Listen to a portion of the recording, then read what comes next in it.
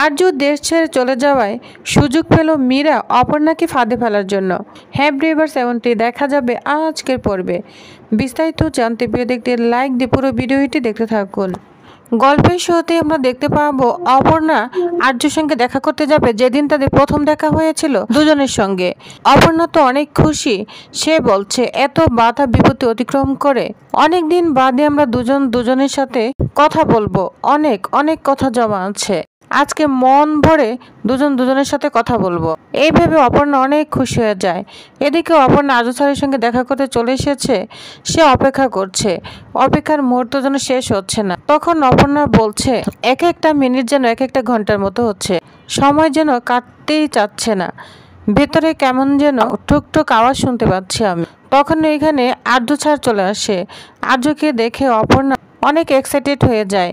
তখন অপর্ণা বলে আমি কিন্তু আপনাকে বলিনি, আপনি একদম লেট করেছেন, আপনি ঠিক সময় এসেছেন, কিন্তু জানেন তো আমার না সময় কাটতেই চাচ্ছিল না। তখন আর্য অপর্ণার দিকে অবাক হয়ে তাকিয়ে আছে। অপর্ণা বলছে কি হলো, কি দেখছেন আমাকে? তখন বলল আমি তোমাকেই দেখছি। তখন অপর্ণা বলে আমাকে দেখার মতো আর কি আছে?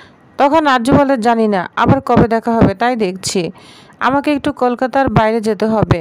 যা শুনে তো অপর্ণা পুরোই চমকে যায় আর মনটা অনেক খারাপ হয়ে যায়। আর্য বলতে থাকে আমাদের কলকাতার বাইরে একটা ফ্যাক্টরিতে একটু প্রবলেম হয়েছে, মেজর প্রবলেম, আমাকে সেখানে একবার যেতেই হবে। তখন অপর্ণা বলে অন্য কেউ গেলে হবে না?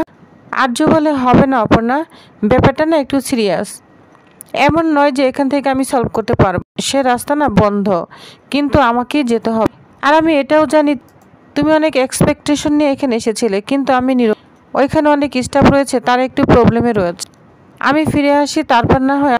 তখন অপর্ণার মনটা অনেক খারাপ হয়ে যায়। আর্য বলে আমি বুঝতে পেরেছি, জানো তো আমারও ইচ্ছে করছে না তোমায় ছেড়ে যেতে, কিন্তু আমি নিরুপায়।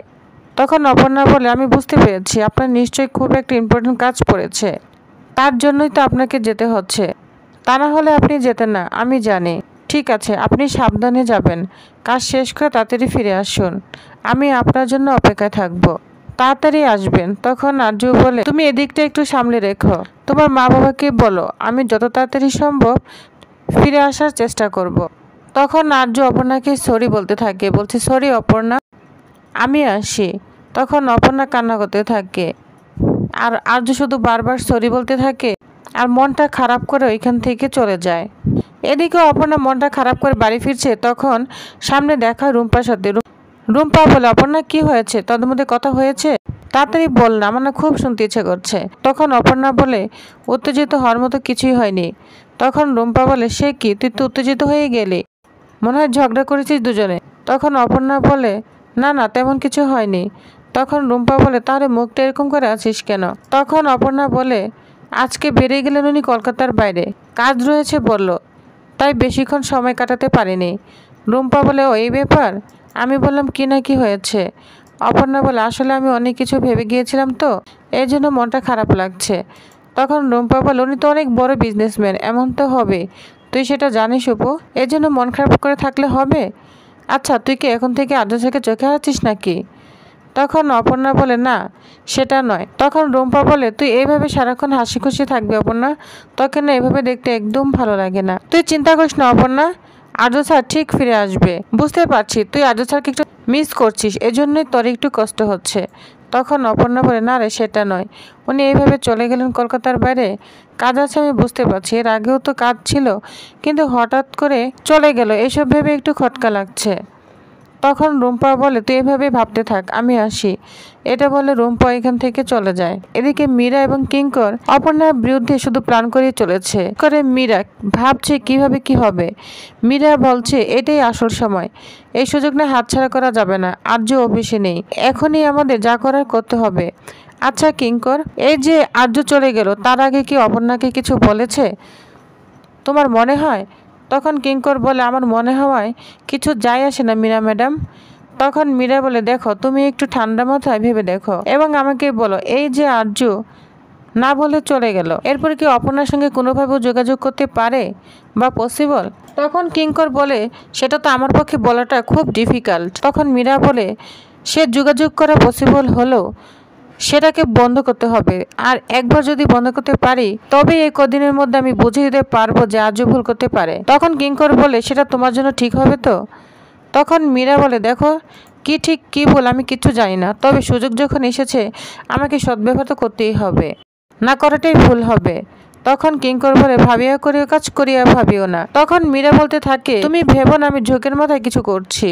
এতদিন এসআরের জন্য আমি অনেক কিছু করতে পারিনি, ইনফ্যাক্ট আমাকে করতে দেওয়া হয়নি, এবার ওর অ্যাবসেন্সে আমি করব। তখন কিঙ্কর বলে তোমার প্ল্যানটা কি? তখন মীরা বলে আমার প্ল্যান হচ্ছে যে অপর্ণাকে এত বড় একটা পোস্ট দিয়ে ব্লান্ডার করে ফেললো, সেটাই চোখে আঙ্গুল দিয়ে বুঝিয়ে দিব অপর্ণা গুড ফর নাথিং। ও যে পোস্টটা ডিজার্ভ করে না, আর্যকে যে ফাঁসিয়েছে এটা বোঝাতে হবে। তখন কিঙ্কর বলে মানে তুমি বোঝাবে এসআরকে আর এসআর বুঝে যাবে? তখন মীরা বলে বেশ, তারপর হাত গুটিয়ে আমি বসে থাকবো না কিঙ্কর? তখন কিঙ্কর বলে তুমি কি সত্যি সেরকম কোনো জায়গায় রয়েছো মীরা ম্যাডাম কিছু করার মতো? তখন মীরা বলে তুমি আমাকে ডিসকাস করছো? তখন কিঙ্কর বলে না না, আমি দেখছি তুমি কতটা ফোকাসড, কতটা জোর দিয়ে বলতে পারছো। যা শুনে মীরা অবাক হয়ে যায়। অন্যদিকে দেখা যায় অপর্ণা তার বাড়িতে চলে এসেছে। তখন দেখে কিছু গিফট দরজার সামনে রাখা আছে। তখন অপর্ণা বলে এগুলো কে দিয়ে গেল? ওদিকে অপর্ণার মা চলে এসেছে। গিফট দেখে অপর্ণার মা অবাক হয়ে যায়, বলছে অপর্ণা এগুলো কে দিয়েছে? তখন অপর্ণা বলে তার মানে তুমিও জানো না? তখন বলে না, আমি তো বাইরে গিয়েছিলাম, আমি কিভাবে জানবো? তখন অপর্ণার মা বলে চল নিয়ে চল, কে আর দিবে, কেউ তো দিয়েছে, চল। তখন ডালাটা নিয়ে অপর্ণা এবং তার মা রুমের ভিতরে চলে যায়। তখন অপর্ণা একটা খাম দেখতে পায়। সেই খামটা পরে বুঝতে পারে আর্য স্যার তাকে দিয়েছে। সে চিঠিটা পড়তে থাকে। আর্য তাকে লিখেছে আমি বেশ কয়েকদিন থাকবো না, তুমি অফিসে সব কিছু সমস্যা সামলে নিও, আমি জানি তুমি এটা পারবে। আমাকে অনেকটা দূরে যেতে হচ্ছে, দেশের বাইরে, হয়তো ফোনেও আমাকে অনেক সময় পাবে না, তাই নিজের যেটা ঠিক মনে হয় তুমি সেই সিদ্ধান্তটাই নিবে, বুঝে ডিসিশন নিও। আমি খুব তাড়াতাড়ি ফিরে আসবো আমার অপর্ণার কাছে। আর যা কিছু রেখে গেলাম সবই তোমার কাজের সুবিধার জন্য। আর ঘড়িটা পরো যাতে আমি সবসময় তোমার সঙ্গেই থাকতে পারি। তো এসব কিছু দেখে অপর্ণা অনেক খুশি হয়ে যায়। তখন অপর্ণার মা বলে কে দিল রে এগুলো, কে দিয়েছে, কিছু বুঝতে পারলি?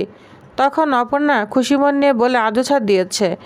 যা শুনে অপর্ণার মা অনেক খুশি হয়ে যায়, বলছে উনি ছাড়া এত জিনিস কে দিবে, তাই বল। তখন অপর্ণার মা ওইখান থেকে চলে যায়। এদিকে মীরা কিঙ্করকে বলে তাকিয়ে আছো কেন, কিছুই তো বলছো না? ঠিক আছে আমি বুঝতে পারছি তুমি আমায় হেল্প করবে না, তুমি আসলে এসবে জড়াতেই চাচ্ছ না, ইনফ্যাক্ট তোমার সেই সৎ সাহসটাই নেই। তখন কিঙ্কর বলে আমি এত শত বুঝি না, প্ল্যানটা যখন তোমার তো তোমাকেই বেছে নিতে হবে। এটা বলে কিঙ্কর এখান থেকে চলে যায়। তখন মীরা বলে ফাইন, এবার আমি অপর্ণাকে বুঝিয়ে দিব ঠিক ওর জায়গাটা কোথায়। এদিকে অপর্ণা সারা রাত ভরে অফিসের কাজ গোছাচ্ছে। তখন অপর্ণার মা বাবা বলে তোর শরীরটা ভালো নয়, তুই কয়দিন পর অফিসে যা, অবশ্যই তাকে ছুটি দিবে। তখন অপর্ণা বলে না মা, ছুটি দিলেই তো হবে না, আমারও কিছু দায়িত্ব রয়েছে। আর্য স্যার অফিসে নেই, তার অ্যাবসেন্সে আমাকে তো সঠিকভাবে দায়িত্ব পালন করতে হবে। এটা বলে অপর্ণা রাতভর কাজ করতে থাকে। পরদিন সকাল হতে না হতেই অফিসে যাওয়ার জন্য রেডি হয়ে যায়। আর্য দেয় কাপড় চোপড় এবং ঘড়ি পরে। তখন অপর্ণার মা যা দেখে অনেক খুশি হয়ে যায়, বলছে নতুন জামা পরেছিস অপর্ণা? তখন বলে হ্যাঁ, আজকে ছাড় তো আসবে না, এই জন্য স্যারের অ্যাবসেন্সে আমি স্যারের দা জামাটা পরলাম। তখন অপর্ণা মনে মনে ভাবতে থাকে আর স্যার আমার সাথে সাথেই থাকবে।